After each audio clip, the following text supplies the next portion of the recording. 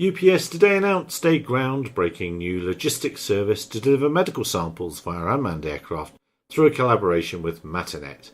The program is taking place at WakeMed's flagship hospital and campus in the Raleigh, North Carolina metropolitan area, with oversight by the Federal Aviation Administration and North Carolina Department of Transportation. Today's flight marks the beginning of numerous planned daily revenue flights at the WakeMed Raleigh campus.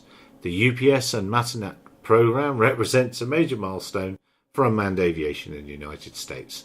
Currently, the majority of medical samples and specimens are transported across WakeMed's expanding health system by courier cars.